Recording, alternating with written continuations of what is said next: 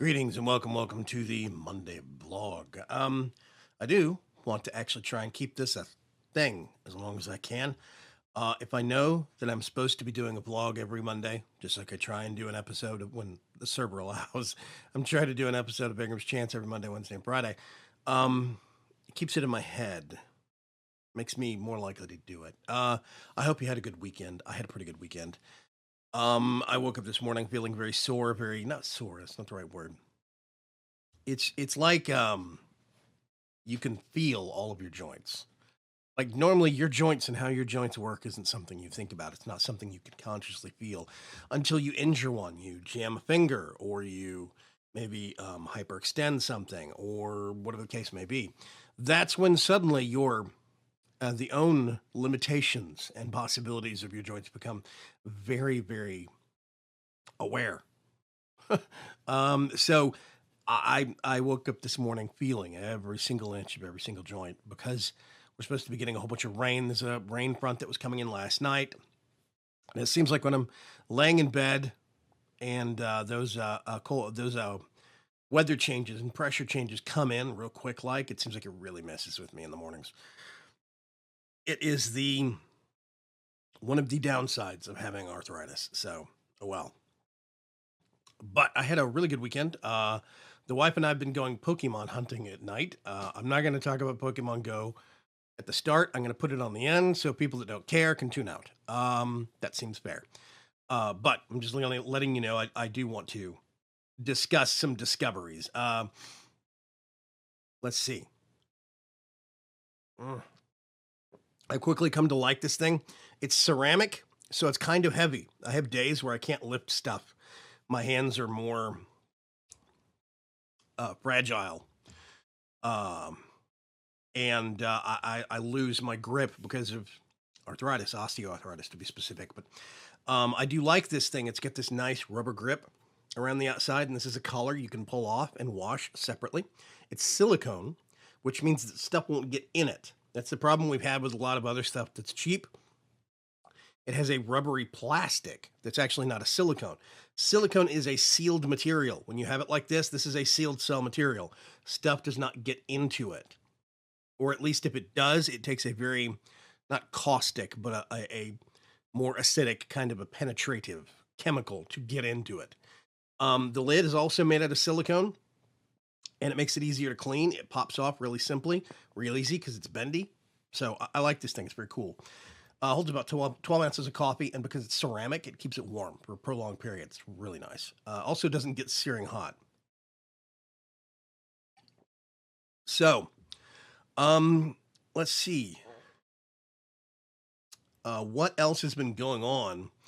Um, in the news, No Man's Sky. No Man's Sky is actually a game that I've been waiting for quite a while, but I have not been waiting with it with bated breath, so to speak. I'm interested and eager about the game, but I'm not dead set on if I'm going to buy it or not. I'm still very much up in the air on it because I have a lot of questions. A lot of people can't wait to get into that game and then meet up with their friends.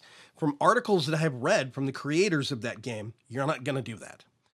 It is a situation where the universe is so vast and so infinite. The procedurally generated universe that they've created is so vast and so infinite that they state that the odds of you, the likely odds of it's got a friends list built into the game, but the likely odds of you ever actually getting to the same place one of your friends are is slim to none. And even if you do get to the same planet that your friend is on, you might not be in the same instance of that planet, which basically means that it's a multiplayer game with no multiplayer, which is dumb. It is an online single player adventure game. That's it. And I'm not hip to that. I think that's a waste of a massive potential of game. They want to craft a specific artistic experience. And I'm not hating on the developers. I'm just hating on the concept that I think it could have been so much more than what it's going to turn out to be. But that's my opinion. I could be wrong. There's also some patent trolling that's happening. Not patent trolling, patent claims. It's the right thing. Basically, they used a procedurally generated formula, a mathematical formula, a set of programming code and a mathematical formula combination to procedurally generate the universe that they use. Now, not but a week or two ago, a company, I think they based it in Finland, Sweden, Norway, I can't remember, European company, software company came out and said, hey, we hold the patent on, and they are using our licensed software, our code, to make that procedurally generated software, but they didn't actually license it from us. So now suddenly, No Man's Sky has got the second legal issue big legal issue that it's had, not but a couple of weeks before it launches. The first one was the fact that Sky, the word, is owned. I don't know if it's copyrighted or trademarked. I don't know if there's a difference. Here in the States, we would call it a trademark. I think it is either copyrighted or trademark over in Britain, in the UK, sorry. In the UK, Sky as a word is trademarked and legally protected in some way. So they couldn't call the game No Man's Sky because that was using the word Sky. And it has to do with Sky TV, I don't know if it's cable or satellite or whatever TV provider. So they had to pay off a massive chunk of change in order to get rights to use the word Sky in UK. I'm sorry, that's stupid. That's stupid on the part of people that bought the name Sky. It's like Apple. I could put Apple over here in my title if I wanted to do, like we have Apple Insurance here in Houston. There's actually a company that's based out of Texas called Apple Insurance. They did not get taken to court by Apple computers. Not a thing. Because they were not sharing the same market section. It was not a situation of, so when you have trademarks, if I trademark the word fudge, let's say, because I like fudge, if I trademark the word fudge, just the word fudge, other people can use fudge, but it's based upon context. If I have a company called Fudge, but I make, let's say, smartwatches, okay, then I can't sue someone that's using the word fudge in the culinary sense in their business name, because those two markets are not the same. There's not going to be market confusion. The whole point of trademarking is brand protection. You're protecting your brand from somebody else that is trying to make a knockoff product in the same market that's trying to cause what's called brand confusion. No Man's Sky has got no brand confusion possible with Sky TV. I'm sorry. So the fact that they had to settle out of court on that is just dumb. But I am excited about that game. We'll see. I did recently, a couple weeks back, and I think I put a demo video up on the channel, a walkthrough of the demo of the new System Shock 1 that's coming out from Night Dive Studios. I'm super excited about that game, and it's not due out until late next year. Makes me very sad. I want to play that game so bad. So bad. Over the weekend, change of subject. Over the weekend, we started actually working on Vaygrim's Chance Season 4. It's 4. It is going to be Minecraft 1.10.2, the newest version, which is going to be interesting. We're going to have access to things like chisels and bits, and by Algorithm X2, we're going to have access to, of course, the new chisel by Drolkus and T-Terag and all those guys. We're going to have the newly overhauled Blood Magic by Way of Long Time. We've got Roots. I don't even know the name of the author for Roots. I need to look that up. I need to learn that. We got Roots, which is a really great mod. We've got Asai by Vazki. We've got Quark by Vazki. We've got something else by Vazki. It's brand new, and I can't remember what it is. I got to think about that. There's another mod that just came out from Vazki, and it was very simple, very streamlined content mod, and I can't remember what it is now. Anyway, I cannot go into specifics about Season 4 itself, but I can go into Season 4, the pack, right? We've got a lot of new stuff, like Logistics Pipes has not been updated to 110. At least I don't think it has. If it has, it's still the fact that we kind of want to take a break from that direction. We took a break from AE2 to try Logistics Pipes from Season 2 to Season 3 to vary it up. Just like Season 3 didn't have Tinker's Construct in it, because Tinker's Construct was in this kind of default state for a long time where everybody defaulted to it as the go-to for tools. And that was it. They didn't explore other mods that had all these great tools. So for Season 3, we wanted to explore the other mods that had the great tools. Now we're swinging back around. Season 4 is going to have Tinker's Construct in it. And that's also because of the combat changes in 19 plus or 18 plus, I can't remember. Basically, the combat changes in 110 necessitate some of the really great stuff that's in Tinker's Construct. Plus, there's like slime boots and the slime shot, and there's trapdoor tracks and all sorts of great stuff that I really can't wait to use. It's going to be awesome.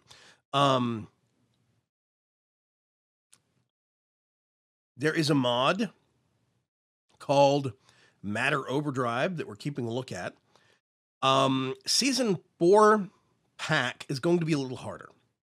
I'll warn you about this. It's a combination of things. So we're not going to have an equivalent of EMC in the pack. There's not going to be Project E.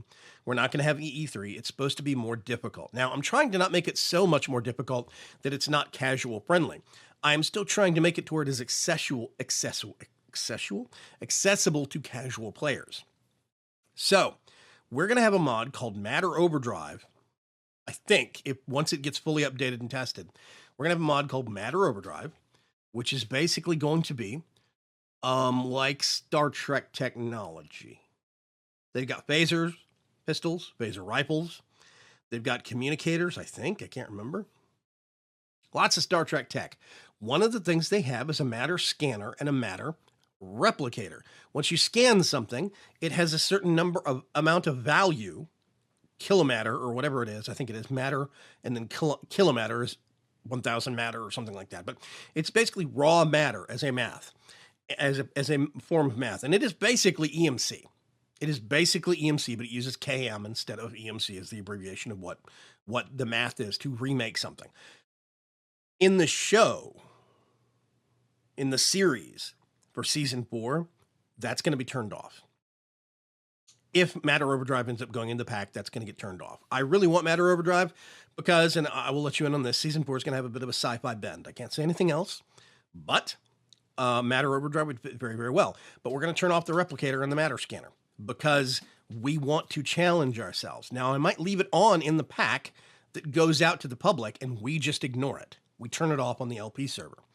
I think that's probably what I want to do because I realize that everybody that is playing the pack might not want to have it the same difficulty level as we have it. But if they choose to play it the same way, they can choose to just ignore the replicator. We'll make it uncraftable so we don't tempt ourselves. We can mind tweak out the script. There's lots of new and interesting mods that I've been looking at, like refined storage and multi-storage. Those have really, really great things. Refined storage is basically an AE2, or it's kind of an AE1 clone. It looks really good. It's got a lot of capabilities for automation, storage. It's going to make storage and inventory control a lot easier, and it performs a lot better than logistics pipes was. I will admit in the latter half of season 3, logistics pipes were really started to give us some performance problems. I think that's because we had so many LP networks on the server that were so large. I think that's the issue, but still, so we're up to 0.0.4 of the actual season 4 mod pack. I've got a whole bunch of people that are part of the BC4 dev team that are helping me test. Yeah, it's going to be interesting.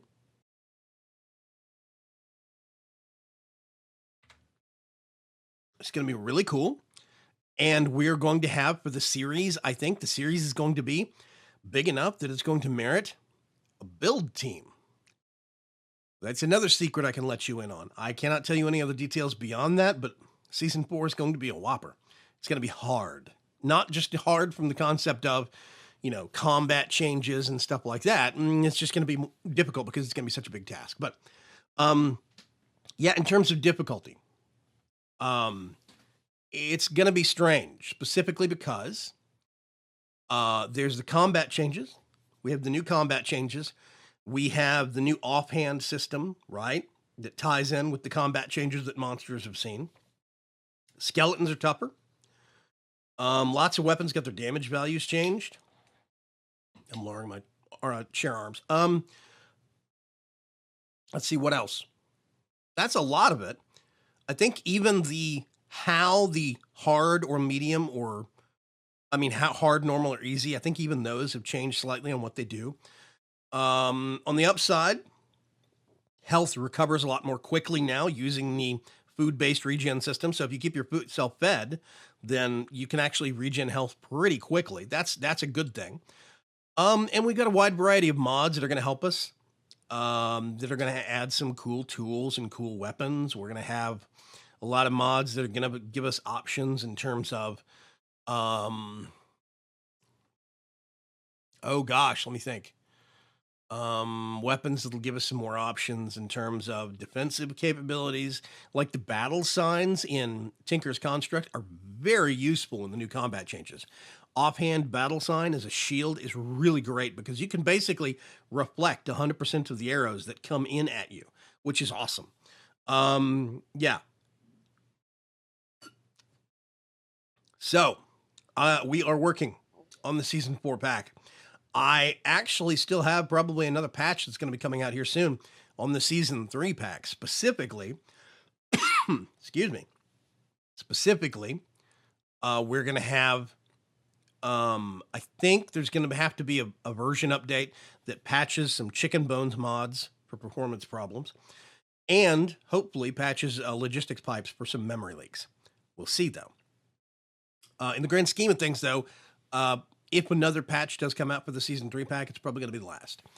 The season 4 pack is not going to be on the AT launcher. The AT launcher people are swamped. They're understaffed as far as I understand it. So we're probably going to convert over to the curse launcher. The curse launcher gives us a lot more flexibility and a lot of fronts. We put a pack there. All the mods we want are pretty much there now. Everything is actually available on curse that we're going to be using. So we're going to keep it simple. It's going to be easier to manage, I think. And it's going to generate some extra mod author points for all the mod authors of mods that we use. They will, I think, get some extra curse points or something. Hopefully, we'll see. So I think it's going to be good for the ecosystem all around. A lot of people have been asking for the curse launcher for season 3 pack. Well, I think we're going to start on the curse launcher with season 4. If we end up putting it on any launcher, any other launcher, we'll see. But it's kind of come down to it's just too difficult to maintain on multiple launchers. We have to pick the one that's going to be the easiest and the best experience for us to maintain and deliver the pack that we want to the end user. We made some mistakes in mods that we chose in season 3's pack. So if we put it on the AT launcher, on the curse launcher, people would have to go in and unzip certain mods after they've downloaded the mod pack. And that wasn't the experience we were looking for. It's one of the main reasons why the season 3 mod pack never showed up on curse. But we can correct that problem and choose mods more wisely based upon specific mods and specific authors for the season 4 pack. And it's going to be good. Okay. Wow, this has gone on for 18 minutes. Okay, I actually am going to probably wrap this up, and I will put out a tips video tomorrow or something on the Pokemon Go. Well, let's just cover it. I tell you what, if you're bored about Pokemon Go or you don't want to hear about it, now's your time to tune out. I warned you. Okay, Pokemon Go. I've had a lot of fun with Pokemon Go as of recently. The wife and I have made it kind of a habit of going out usually after dark because it's too hot to really get out and do it frivolously during the day here in Houston. When you have temperatures that exceed 100 degrees Fahrenheit, that's like over 40 Celsius for you European folks, or for you folks in the rest of the world that use Celsius, because we're the only ones that use Fahrenheit anymore. Yeah, it's over 40, or like we're talking 40 degrees. They're like 40 to 41 Celsius. That's pretty bad. So it's been getting hot here a lot recently, and we tend to go out after dark. We do slow drives through back neighborhoods. There's a lot of back neighborhoods that have parks in the middle of them, and all the parks have Pokemon stops around the outside edges, and there's usually a gym somewhere in the middle. There's a lot of shopping centers that will have like a big clock tower or a giant fountain thing that will be a gym, so we can pull into a parking space right next to this fountain or this clock tower, fight the gym, and then leave, and we never have to get out of an air-conditioned car. It's kind of nice. So we've been driving around. We get out and do a little bit of walking around at like malls and stuff, but for the most part, a lot of our existence for Pokemon Go has actually taken place either in an air-conditioned mall or in an air-conditioned car. That's been it. We do not Pokemon Go and drive Anytime we are actually doing any Pokemon Going while we're in the car and the car is moving, it's going less than 10 miles an hour, and we are paying very close attention. It's in a back neighborhood that's pretty much deserted. We do try to do it responsibly. If we are on an open road and we are moving with intent, no, we put the phones down, we put them away.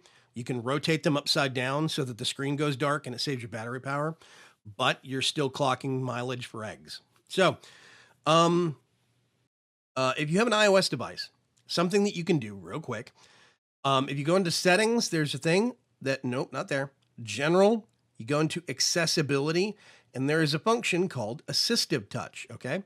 Assistive touch is actually very, very cool. It's very useful. What you can actually do with assistive touch, if you turn it on, it brings up this little dot right here. And this dot gives you a quick thing, a quick menu that you can actually use. Assistive touch is actually designed for those that are handicapped trying to use a smartphone. They plug the smartphone into a pointer assistant device. It's like a joystick with a click button, and that joystick is like a touch device that's interacting with the phone, and they have a little thing, a pointer on screen. What this means is it gives them the capability of being able to actually automate certain gestures like scrolling up and scrolling down. Well, I took this to the ultimate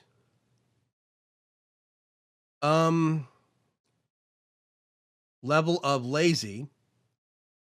Actually, I think I'm going to have to do it this way. Yeah, you can do a new gesture, swipe up like that. Or if you want to stop, record real quick, you can flick it up, or you could actually do curveball like that. And you can see where I'm going with this. I already have, and I can actually, let's play that. I'm going to do that. I do stop. And then at the top right, you do save and you give it a name. Once you do that, I have a straight and a curve. That is literally what you think it is. Once you do that, you can actually add it. You can customize your menus on this and add it however you want to. So now I have a quick single button click for screenshot. There we go. Just took a screenshot. I have a single button push for mute. I actually have a straight ball flick and a curve ball spin and flick. And they do work. They work very, very well. So now if we go back to this, if I was to throw a ball, if I wanted to throw a ball, then I could hit straight. You get this little dot down here. Wherever I touch on screen, it will actually automate that process. So now it's actually taking me to the Pokédex because it's the same length of flick and movement. But basically, I can actually automate flicking straight up a ball. Now, the only problem is that the circle that you see when you're growing and shrinking circle for targeting a Pokemon, you only see that when you have your finger on the ball. So when you're holding a Pokeball in your finger, it's a flawed prospect. I can get a perfect shot with a Pokeball every single time. The problem is, though, I don't see the shrinking ring until I start throwing the ball. So you have to basically time it in your head and flick. And it has actually made it easier to land shots, but it's made it harder to time for an easier capture. So it's kind of, one of those things. The curveball does work. It starts at the bottom middle, and then basically it curves and then goes up towards the side of the screen. It works. It gets the sparkles on the ball, and then it actually curveballs it in. I can land a curveball on something every single time. I can land a straight shot on something every single time. It's just that sometimes it's going to land when that circle is full. Sometimes it's going to land when that circle is mostly empty. And that's the part that it doesn't really improve things. But I wanted to share that. I might do a tutorial video about it later. We'll see. I don't know. It is very, very useful. I have gotten a lot. Actually, let me go back. Let me turn this off. I don't need it right now.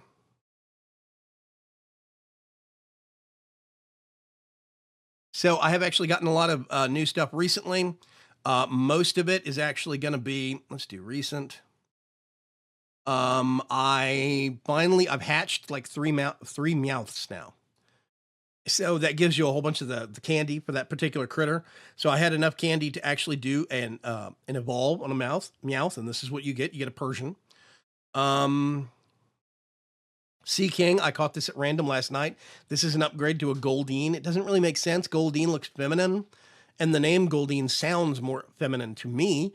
And then I won't say it doesn't make sense, but I think it's a little interesting that it then transitions gender to become Sea King, not Sea Queen.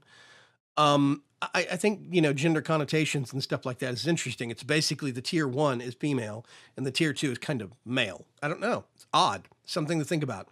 I guess gender fluidity is a thing in Pokemon. Huh. That's a piece of crap. I got this guy we caught in the back neighborhood, and he is only CP 60, but if I save him and stockpile up enough candy, I could evolve him into a tier 3 Charmander. What is it called? Charizard. I could upgrade him into a Charizard. It's not going to be great, but it's the fact that this is I've seen one Charmander.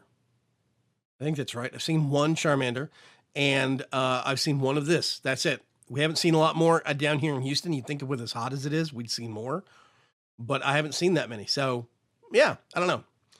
Anyway, not a lot else interesting. Not a lot else in grandiose additions to the collection in the grand scheme of things.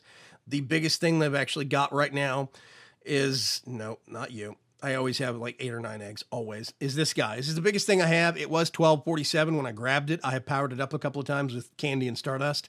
I'm trying not to do that too much. I'm also at the limit. I cannot boost it anymore right now because my trainer level is too low. I have to get into more trainer levels before I can get it higher on CP. But this is the guy that I traditionally use to roll over gyms. And that is the thing that the wife and I have actually started doing here recently. Basically, we have started where we'll find a gym that we can both hit. We'll pull up, we'll actually roll the gym. Basically, we'll fight it, heal our guys up, fight it. You drop it several tiers, and then we'll get a couple of a couple of our guys on it, and then we will drive away. And you get a bonus if you actually have Pokemon on a gym.